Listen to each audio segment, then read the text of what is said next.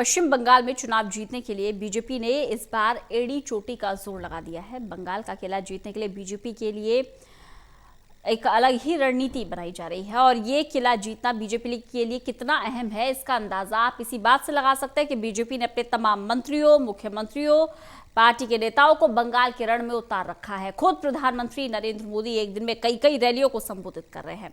वहीं अब बीजेपी ने बंगाल में जीत के लिए खास रणनीति बनाई है। देखिए रिपोर्ट।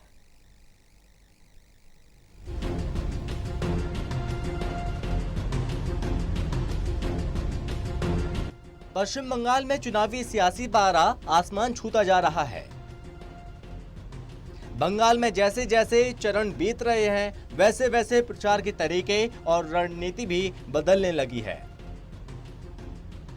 बंगाल में 4 फेज की वोटिंग हो चुकी है। अगले फेज में कोलकाता और उसके आसपास के इलाकों में वोटिंग होनी है। इसके लिए बीजेपी ने एक खास तरह की रणनीति तैयार की है। बीजेपी सूत्रों ने बताया कि पार्टी कोलकाता और उसके आसपास की 40 सीटों पर 2000 से ज्यादा पोथो सभा या नुक्कड़ सभाएं आयोजित करने की तैयारी कर रही है। इन नुक्कड़ सभाओं में केंद्रीय मंत्री, सांसद, मुख्यमंत्री, उप मुख्यमंत्री से लेकर राज्य सरकारों के मंत्री और विधायक शामिल होंगे। बताया जा रहा है कि मंगलवार को गृह मंत्री अमित शाह कोलकाता के दमदम और बड़ा नगर में पोथो सभा की शुरुआत करेंगे। इतना ही नहीं, लोगों की सुविधाओं को देखते हुए ये नुक्कड़ सभाएं शाम 7 बजे से 8:15 बजे तक होंगी। इतना ही नहीं, बीजेपी ने अपने कार्यकर्ताओं को सोशल मीडिया पर प्रचार के साथ साथ डोर टू डोर कैंपेन पर भी फोकस करने को कहा है और साथ ही ये भी कहा वो संकल्प पत्र के साथ केंद्र सरकार की गरीब कल्याण योजनाओं के बारे में लोगों को बताएं। पिछले कुछ दिनों से बीजेपी ने अपनी चुनावी रणनीति में बहुत कुछ बदलाव किया है।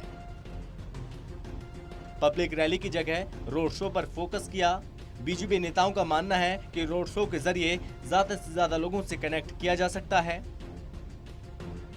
इसलिए गृह मंत्री अमित शाह, जेपी नड्डा समेत मुख्यमंत्रियों, केंद्रीय मंत्रियों और सेलिब्रिटी से रैलियों की बजाय रोड शो ज्यादा कराए जा रहे हैं। हालांकि प्रधानमंत्री मोदी रैलियों के जरिए जनता से कनेक्ट रहेंगे।